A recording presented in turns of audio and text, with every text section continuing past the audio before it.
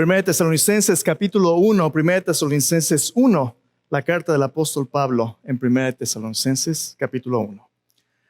Pablo, Silvano y Timoteo, a la iglesia de los tesalonicenses en Dios Padre y en el Señor Jesucristo, gracia y paz sean a vosotros de Dios nuestro Padre y del Señor Jesucristo.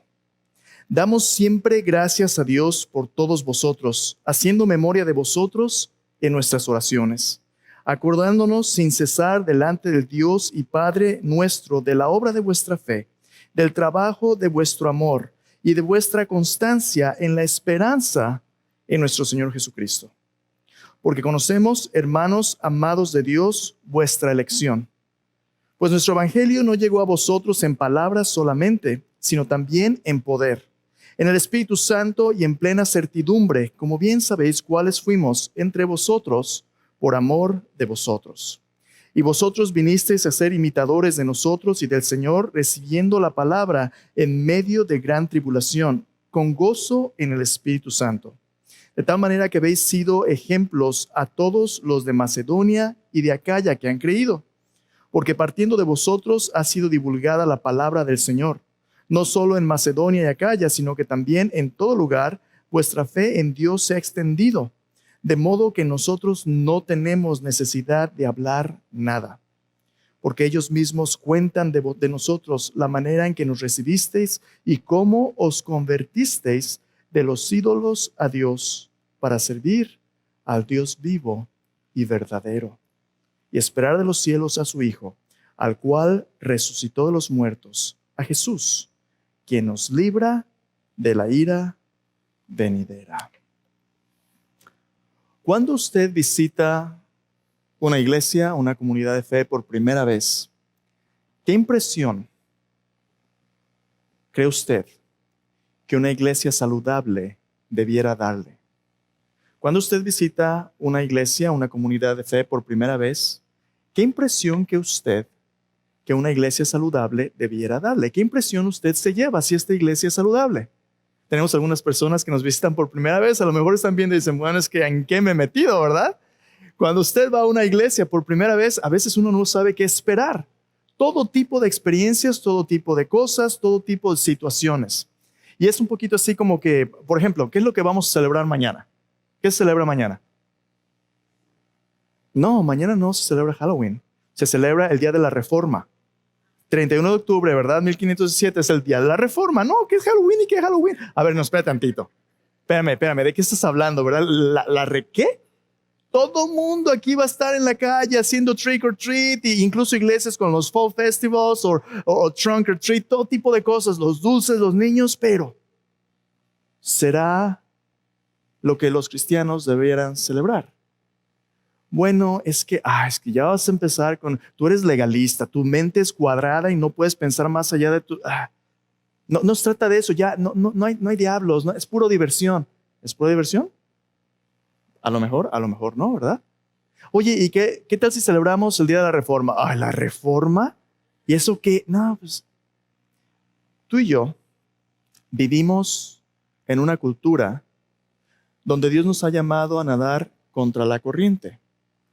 Y en 1 Tesalonicenses, ese es el primer mensaje donde empezamos a ver lo que Dios le dice a estas personas que habían sido impactadas con el Evangelio de Cristo, de cómo vivir para Él. Y lo primero que vemos ahí cuando Pablo les escribe, la semana pasada hablábamos en Hechos 17, cómo el Evangelio llegó a una comunidad que volteó el mundo de cabeza. El Evangelio llegó a una comunidad con un mensaje sencillo pero poderoso. Hay un rey y este rey es Jesús, no César. Jesús es rey. ¿Cómo debemos vivir de tal manera que refleje la verdad que Jesús es el rey de nuestras vidas?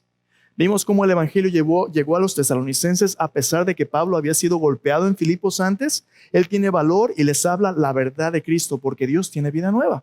Y aquí en la primera carta, en los primeros versículos, Pablo les escribe con sus asociados Silvano y Timoteo y les dice a la iglesia de los tesalonicenses en Dios Padre y en el Señor Jesucristo. Vamos a hacer una pregunta. ¿Qué es lo que hace la iglesia diferente de cualquier otra organización? ¿Qué es lo que hace la iglesia única y diferente? Cuando usted lee esos versículos, primero, su nombre dice a la iglesia. ¿Qué es una iglesia?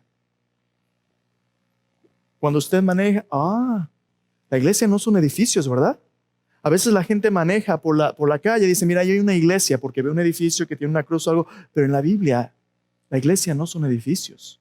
La iglesia tampoco es la organización de religión. La iglesia es una asamblea de personas que han sido llamadas a salir del mundo para seguir a Dios. La palabra iglesia, eclesia, es una palabra en el griego que viene de dos términos, una preposición fuera de, llamar fuera. Llamar fuera. Dios nos ha llamado fuera del mundo para seguirle a Él, pero también nos ha llamado afuera a llevar la misión de Cristo.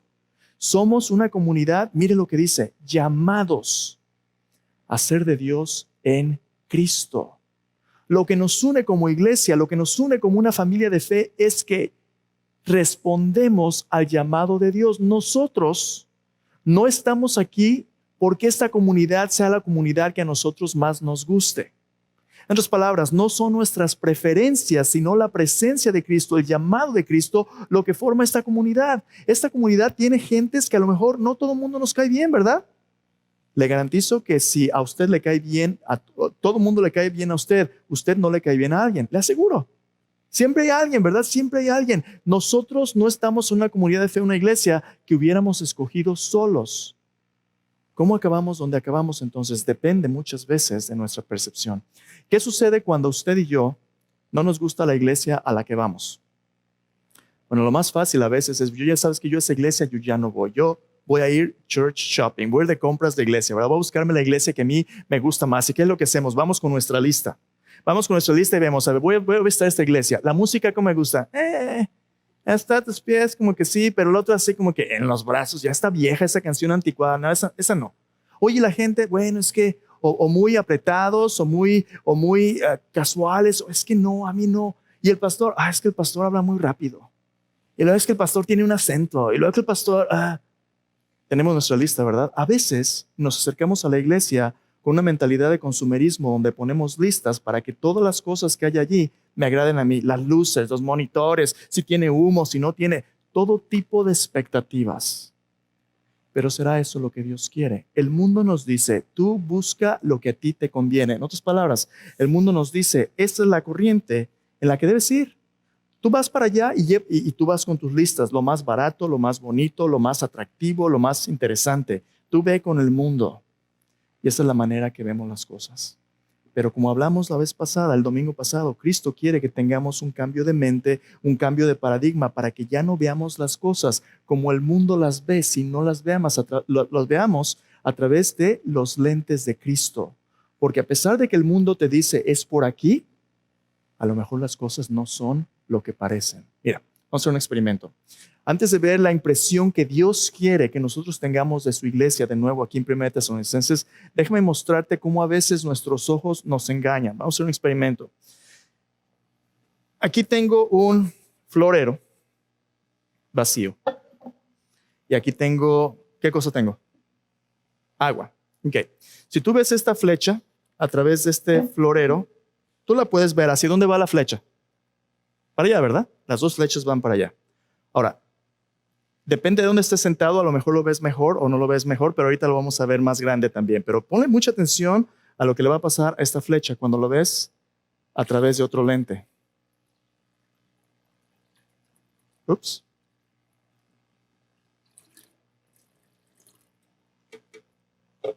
Ven a preguntarte, ¿hacia dónde va esta flecha? ¿Y ahora? ¿Y ahora? Ay, caray, ¿qué pasó? Miren en la pantalla. Les sé que lo que te hagáis. Maybe. Si digo, por favor. There you go.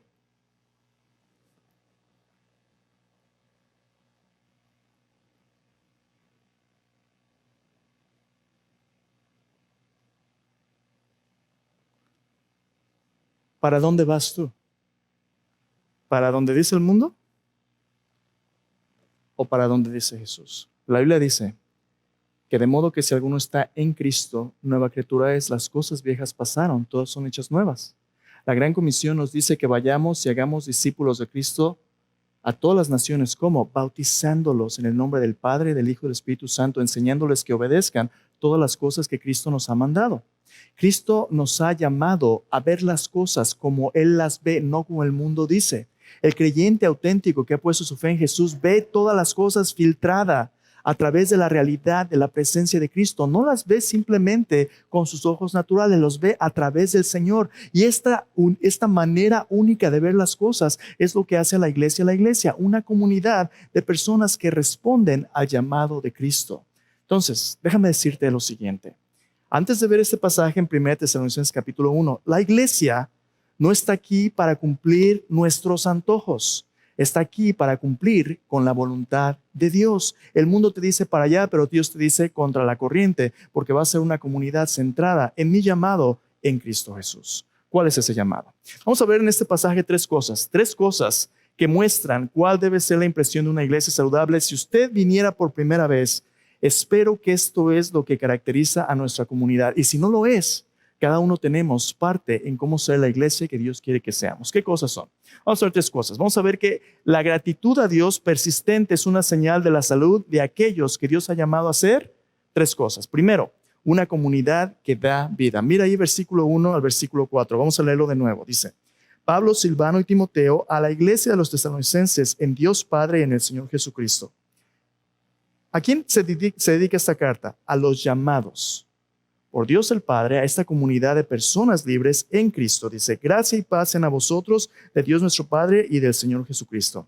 Miren esos dos versículos en el saludo de Pablo, cómo él resume la bendición del Antiguo y Nuevo Testamento. Paz es la bendición que resume el anhelo del Antiguo Testamento. Shalom, plenitud, entereza, una buena vida. Pero esta buena vida no la puedes lograr por tu propio esfuerzo, solamente viene a través de la gracia, el favor inmerecido de Dios en Cristo. Esa es la promesa del Nuevo Testamento. Lo que Dios promete, Dios lo cumple en Cristo. Pablo nos dice, somos herederos de toda la bendición de Dios, la paz y la gracia de Dios en nuestro Padre y en el Señor Jesucristo. Dice versículo 2, damos siempre gracias a Dios por todos vosotros, haciendo memoria de vosotros en nuestras oraciones. Cuando Pablo recuerda a la iglesia de los tesalonicenses, aunque el tiempo que les ministró fue breve, la impresión del poder del evangelio en la vida de los tesalonicenses produjo en Pablo algo hermoso y singular de una iglesia saludable. ¿Sabe qué produjo? Gratitud. Gratitud. Pablo se acuerda de los tesalonicenses y le da gracias a Dios porque el tiempo que pasó con ellos, aunque breve, fue un tiempo de gran impacto. Y esta gratitud es una gratitud no solamente por sus vidas, sino es una gratitud hacia Dios. Déjame preguntarte, ¿el estar con tus hermanos y hermanas en Cristo es algo que tú disfrutas y estás agradecido o es una carga constante?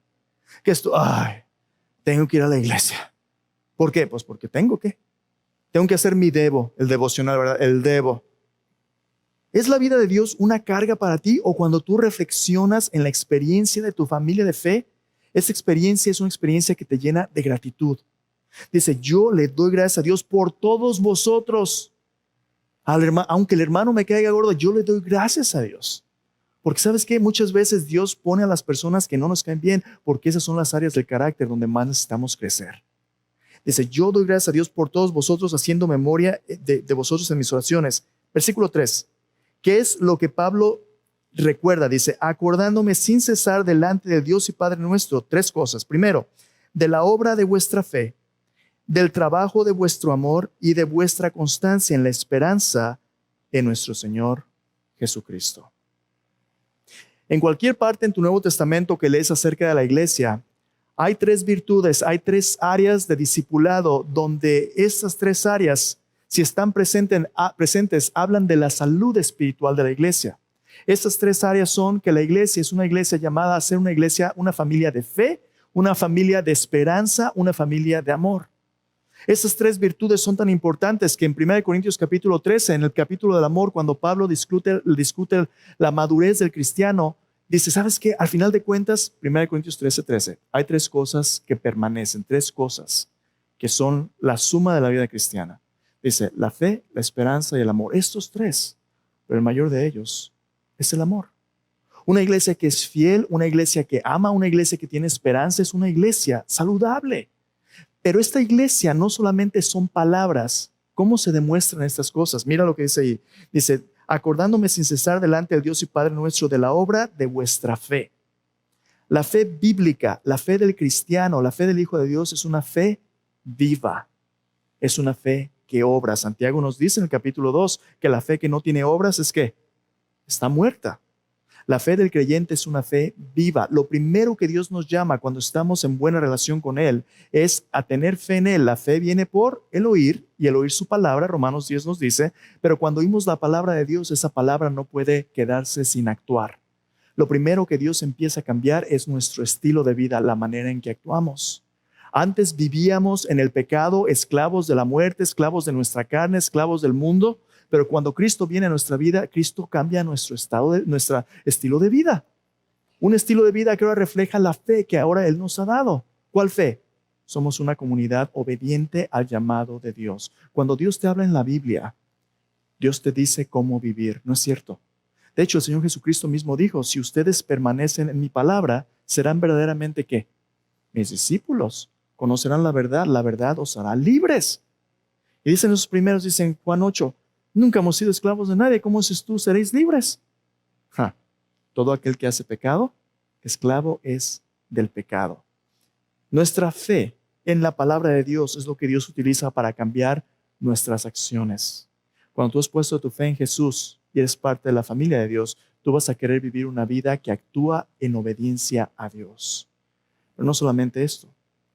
Ser parte de una familia de fe saludable no solamente es lo que tú haces, tus acciones. Por cierto, esto puede convertirse en algo legalista, ¿no es cierto? Puedes empezar tú a ver a tus hermanos y hermanas y tú vas a empezar a pensar, Dios, te doy gracias, porque yo no soy como estos pecadores alrededor. Yo asisto todos los domingos a la iglesia, hasta voy a la escuela dominical. Doy mis ofrendas, doy mi devocional, el grueso, no el de los 100 pasajes. Todo el diario, me lo estoy echando diario. Me toma media hora, pero leo tu Biblia y oro. La lista de oración de la iglesia, que nunca tiene fin, yo la leo, la oro de arriba abajo. Yo, Señor, no soy ni siquiera como este del ministerio en español. Se parece al fariseo, ¿verdad? Igualito al fariseo. Si tu fe obra, eso ya es bueno. Si obra bien, es un fruto de la presencia de Dios. Pero tus obras no lo son todo, especialmente si empiezas tú a confiar en tus obras como la fuente de tu vida. Las obras son el fruto, no la raíz. Tu fe tiene que crecer de la palabra de Dios, pero hay algo más que Pablo dice. Y mira lo que dice, haciendo memoria de vosotros en nuestras oraciones, versículo 3, acordándonos sin cesar delante del Dios y Padre nuestro de la obra de vuestra fe, del trabajo de vuestro amor. Caray, eso se oye medio redundante, ¿no? La obra de tu fe, el trabajo de tu amor. ¿Cuál es la diferencia entre la obra de fe y el trabajo de tu amor? Esa palabra que Pablo utiliza para describir el trabajo de tu amor, trabajo, viene de una palabra interesante en el griego. Viene de una palabra que significa que te den una golpiza. ¿Qué te den una golpiza? Mira, tú y yo podemos hacer muchas cosas para la gente y sentirnos bien de que hacemos bien, pero podemos hacerlo sin que nadie nos toque. Podemos dar dinero, podemos dar poquito tiempo, podemos dar aquí y allá, pero sin que nadie nos toque. Eso no es de lo que Pablo está hablando. No solamente los creyentes son llamados a hacer buenas obras, son llamados a invertir sus vidas en relaciones con otros, donde a veces nos va a doler, a veces nos va a costar. En otras palabras, la comunidad de vida a la que Dios nos ha llamado es una comunidad que se toma las cosas muy personalmente. En el mundo, la gente dice, no te lo tomes personal, todo es business, ¿verdad? Nomás son negocios, nomás hacer cosas. No. En la iglesia, el amor de Dios es increíblemente personal, como en la familia. Dios nos ha llamado a amarnos unos a otros. Cristo nos dijo, como yo os he amado. Un nuevo mandamiento nuevo os doy, que os améis los unos a los otros como yo os he amado. Este amor es un amor que a veces va a doler. La madurez en la vida del cristiano se demuestra en cómo nos damos unos a otros. Mira, déjame hacer una pausa. Mira alrededor aquí. No te dé pena. Todos están bien guapos de todas maneras, ¿verdad? Mira alrededor, no te da pena. ¿Los conoces a todos? ¿Conoces su nombre? Somos entre 100 algo de personas aquí en este auditorio al que le caben 800 personas y a veces nos sentimos así como que no conozco a nadie. ¿Qué es lo que Dios quiere? Dios quiere que estas barreras que nos separan sean rotas. Barreras que nos separan, sea del lenguaje, sea de la cultura, sea de mis preferencias. En Cristo el amor de Dios nos ha recibido por su Espíritu Santo para ser un nuevo pueblo, un pueblo basado en su amor. No tengo que ser perfecto para recibir el amor de Dios. ¿Qué es lo que necesito? Simplemente reconocer en fe que le necesito. Nos necesitamos unos a otros. Y Pablo dice, hermanos, yo vi la obra de su amor. Yo vi cómo en medio de la persecución, recuerda Hechos 17, ustedes estuvieron dispuestos a defenderse del mundo, a amarse unos a otros, a permanecer juntos. Fe que obra, amor que está dispuesto incluso a sacrificarse por otro. Y luego dice, versículo 3 de nuevo, y de vuestra constancia en la esperanza en nuestro Señor Jesucristo. Oye, ¿y el hermano fulanito? No, pues ¿sabe qué le habrá pasado? Ya tiene semanas que no viene. Oye, ¿y le llamaste? No, pues ni su teléfono tengo, ni sé dónde vive, ni nada. Nomás desapareció, ¿verdad? Y nunca supimos qué pasó con él. Y después, años más tarde, oye, ¿supiste? ¿Qué pasó? No, pues ya no es seguidor de Cristo. Se dio a la parranda ¿y quién lo cuidó? Fe y amor nos permiten crecer juntos, pero esa es una fe y amor que tiene que durar a largo plazo. La esperanza es esa permanencia que nos dice hasta que Jesús venga. Cada domingo, hermanos, cuando iniciamos el servicio de oración, decimos, existimos para glorificar a Dios, multiplicando discípulos que inviten a todos los pueblos a que sigan a ¿quién? Jesús, en un viaje de por vida. Esta esperanza a la que Dios nos ha llamado es una esperanza que tiene que sustentarnos toda la vida. La fe verdadera permanece. Y Pablo nos dice, yo le doy gracias a Dios por su constancia en la esperanza en nuestro Señor Jesucristo. Dios quiere que seamos una comunidad que da vida. Fe, esperanza y amor demuestran la presencia de Dios. Pero no solamente eso. Esa vida tiene que demostrarse siendo ejemplos del poder del mensaje de Dios que da vida. Mira el versículo 4, dice, porque conocemos, hermanos amados de Dios, vuestra elección, pues nuestro evangelio no llegó a vosotros en palabras solamente, sino también en poder, en el Espíritu Santo y en plena certidumbre, como bien sabéis cuáles fuimos entre vosotros por amor de vosotros. Y vosotros vinisteis a ser imitadores de nosotros y del Señor, recibiendo la palabra en medio de gran tribulación, con gozo del Espíritu Santo, de tal manera que habéis sido ejemplos a todos los de Macedonia y de Acaya que han creído. Pablo dice, en una iglesia donde hay fe, esperanza y amor, va a haber personas que van a tomar el evangelio bien en serio. ¿Y de qué se dan cuenta esas personas? Primero, Dios las ha escogido. Otra vez, ¿de quién es esta iglesia? Del Señor Jesucristo. Hay personas que van a la iglesia y dicen, bueno, yo voy a la iglesia de fulano de tal, un pastor famoso, ¿verdad? Gracias a Dios, aquí no tenemos ese problema porque yo no soy un pastor famoso, ni el pastor Roberto, ni ningún pastor aquí es famoso, entonces no hay de ese problema, ¿verdad? Pero el punto es este. Yo no fui el que te escogió para venir aquí. ¿Sabes quién fue? Dios. Y si Dios te escogió, Dios tiene un plan. ¿Un plan para qué? Para que tú y yo crezcamos a semejanza de Cristo. ¿Y cómo lo vamos a vivir? Dios nos da vida, pero ahora tenemos que aprender a vivir. Esa palabra, imitadores, es la misma palabra que Pablo utiliza en Efesios 5:1. Dice, sed pues imitadores de Dios como hijos amados y andad en amor como Cristo se entregó a sí mismo por nosotros en ofrenda y sacrificio a Dios en olor fragante. Dios nos ha llamado no nada más a hablar la verdad, sino a vivirla. ¿Y cómo la vivimos? Tomando en serio su enseñanza e imitando a aquellos que obedecen a Dios. Cuando tú imitas a otros el buen ejemplo de Cristo en ellos, adivina qué. Tú estás viviendo como un discípulo de Cristo. Tú estás viviendo como un imitador de Dios. La Biblia no te dice que simplemente imites a la familia, te dice que imites a aquellos que imitan a Jesús. ¿Recuerda lo que Pablo dijo? Sean imitadores de mí así como yo de Cristo. ¿Por qué es importante esto? A preguntarte, tus hijos y tú, ¿quiénes son tus héroes? ¿Quiénes son tus héroes? ¿Los que ves en la tele? ¿Los que oyes en el radio? ¿Los artistas?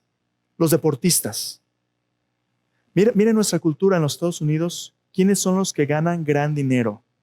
Los que tienen gran poder, los que están pero bien parecidos, los actores, los cantantes, los políticos, los jugadores de algún deporte estrella, ¿verdad? los electos. ¿Sabes? En el reino de Dios, el mundo te dice, los deportistas, los políticos, el reino de Dios, el único que cuenta es el ejemplo de Cristo. Cristo es aquel a quien queremos imitar. ¿Cuándo fue la última vez que tus hijos te dijeron, papi, cuando yo crezca, yo quiero ser como Cristo? Si tus hijos nunca te lo han dicho, es a lo mejor porque como padres nosotros no les hemos ayudado. Es a lo mejor porque nunca ellos han visto en nosotros que nosotros decimos, mi deseo más grande en mi vida es convertirme en un imitador de Cristo en todos los aspectos de mi vida. ¿Sabes por qué? Porque a lo mejor no me ven escuchando la palabra de Dios, leyendo la Biblia. A lo mejor nada más me ven cansado cuando llego de trabajar, prender la tele y sentarme hasta que me duermo. Es todo lo que ven. Pero Pablo dice, ustedes se convirtieron en imitadores de Dios. Personas que toman el ejemplo de Cristo en serio. ¿Cuándo fue la última vez que compartiste la Biblia con tus hijos, con tu esposa? ¿Cuándo fue la última vez que sufriste por llevarle el evangelio a alguien? Dios quiere que seamos ejemplos del poder del mensaje de Dios que da vida. Por ejemplo, en nuestros matrimonios. ¿Cómo es el matrimonio cristiano diferente del mundo? ¿Cómo estamos dispuestos a demostrar la fe, esperanza y amor en las relaciones más cercanas de nuestra vida? Cuando este mundo dice, el matrimonio es desechable. No, el creyente es constante en la esperanza, sabiendo que el sufrimiento que paso en mi matrimonio tiene una recompensa eterna. Yo voy a ser fiel, ¿por qué? Porque soy una persona de fe. Y la fe es fiel por definición. La fe cumple sus compromisos. El amor no busca lo suyo. Esa teología que nos hace iglesia tiene que ahora ser recibida de manera personal y tiene que haber una diferencia. ¿Y sabes cuál es la diferencia? Que el mundo lo nota. Dice aquí, ellos dijeron, wow, llegó el evangelio a ellos no nomás en palabras, en poder, en el gozo que ven en ellos, un gozo a pesar de su sufrimiento. Esa es la presencia del Espíritu Santo. Una comunidad que da vida, una comunidad que se convierte en ejemplo del poder del mensaje de Dios que da vida, pero no eso es todo. Número 3, Dios quiere que seamos enviados en una misión que da vida. Mira los versículos 8 al 10. Versículo 8 dice, porque partiendo de vosotros ha sido divulgada la palabra del Señor no solo en Macedonia y Acaya, sino que también en todo lugar vuestra fe en Dios se ha extendido, de modo que nosotros no tenemos necesidad de hablar nada, porque ellos mismos cuentan de nosotros la manera en que nos recibisteis, cómo os convertisteis de los ídolos a Dios para servir al Dios vivo y verdadero, y esperar de los cielos a su Hijo, al cual resucitó de los muertos, a Jesús, que nos libra de la ira venidera. ¿Cuándo somos una iglesia que demuestra fe, esperanza y amor en Jesús? Cuando somos una iglesia que toma la palabra de Dios y el ejemplo del discipulado real, nos vamos a convertir en una iglesia misionera. Una iglesia donde cada discípulo es un misionero y donde tu pie caiga, allí la gente va a oír de Jesús. Mira, mañana va a suceder en los Estados Unidos lo que no sucede en todo el año. La gente va a salirse de la comunidad de su casa, de sus pequeñas fortalezas que tienen todo lo que necesitan para estar cómodos. Tienen comida, tienen aire acondicionado, tienen todo. La gente mañana va a salirse de su casa y va a ir a tocar puertas. ¿Por qué? Porque los niños, trick or treat, ¿verdad? Quieren dulces. Nosotros podemos darles dulces o no podemos, yo no sé cuál sea tu persuasión, podemos hacer lo que nos dé la gana. Pero la pregunta es esta. La gente va a salir, nos va a tocar la puerta. ¿Habrá alguien que les vaya a contar de lo que Jesús haya hecho por ellos? Ellos están ya tocándote la puerta. A lo mejor no has conocido a tus vecinos, pero tus vecinos a lo mejor van a andar allá afuera. ¿Será posible que algo como el trick or treat tenga más poder para sacar a la gente de su comunidad que el evangelio de Cristo? Porque tú y yo normalmente no salimos a tocar puertas para nadie, ¿verdad? Porque tú y yo nos sacaría un diente antes de que vayamos a tocar puertas decirle al Señor te ama. Porque tú y yo queremos respetar la religión de otros y políticamente correctos, pero ¿quién les va a contar las mejores noticias que Cristo murió por ellos? Si la gente mañana va a salir de su comodidad y comunidad para que les den dulces, ¿no valdrá la pena ser enviado con un mensaje que da vida por lo que Cristo hizo por nosotros? Pablo dice, ellos cuentan la manera en que nos recibisteis, cómo os convertisteis de los ídolos a Dios. Dios quiere usarte a ti y a mí para que otros se conviertan de los ídolos a Dios, para que conozcan al Dios verdadero. Y para eso es la iglesia. Entonces, vamos a cerrar con esto.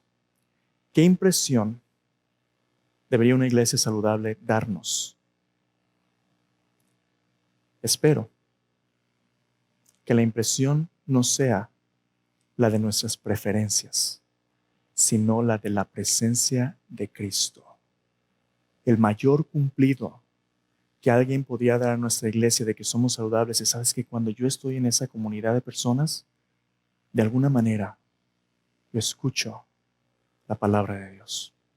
Yo escucho el llamado de Dios. Yo sé que estoy en la presencia de Dios. Cristo prometió, donde 2 o 3 estén reunidos en mi nombre, allí voy a estar. Si lo que nos une no es la presencia de Cristo, ya lo perdimos todo. Entonces, en pocas palabras, la iglesia no es el resultado de nuestras preferencias personales, sino del fruto de la presencia de Cristo en aquellos que responden a su llamado. Deja tus preferencias para recibir su presencia. Deja tus preferencias a un lado y escucha el llamado de Dios. Cierra tus ojos. Vamos a orar juntos. Cada domingo escuchamos la palabra de Dios y venimos a la cena del Señor recordando que lo que Dios dice en su palabra no lo podemos hacer solos, pero podemos hacerlo por lo que Cristo hizo por nosotros. Cristo dio su vida en la cruz y resucitó de los muertos al tercer día para que lo que era imposible para nosotros pueda ser posible por Él.